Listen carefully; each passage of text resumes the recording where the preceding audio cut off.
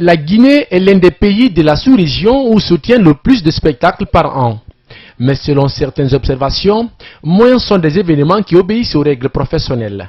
C'est pour inverser donc cette triste réalité que l'agence guinéenne de spectacle a jugé utile d'initier cette formation à l'intention des promoteurs culturels. Au menu de la session, des thématiques comme l'aspect technique, administratif, financier, la régie générale ainsi que la gestion des risques et la logistique sont développées, la programmation artistique aussi. Ce côté formation est important dans la mesure où il va dans une égalité des chances, parce que souvent la plupart, on a des promoteurs qui organisent depuis très longtemps, qui ont eu accès à la formation, ou même on va dire que l'information a été verrouillée seulement à leur niveau pour leur permettre eux d'exercer et donc laisser les autres sur le carreau.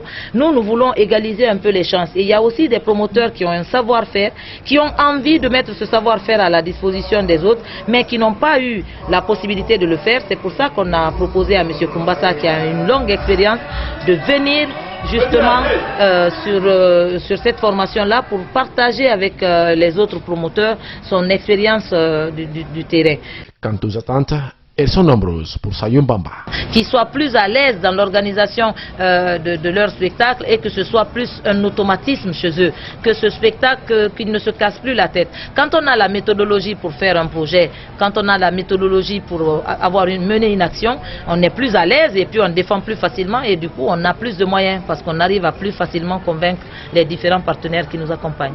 Le temps est donné et le chef de cabinet du ministère de la Culture, des Sports et du Patrimoine historique entend pérenniser ce genre d'initiative. Il faut insuffler une nouvelle dynamique, il faut faire en sorte que ce genre de sessions de formation continuent. Parce qu'il ne s'agit pas simplement de faire la formation pour que les gens maîtrisent ça.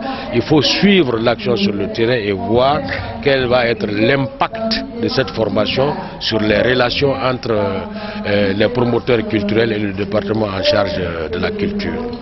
D'autres formations sont planifiées par la direction dans les jours à venir. Il s'agit pour ces sessions du contrôle des spectacles vivants et la réalisation de l'annuaire pour mieux identifier des promoteurs et artistes en Guinée.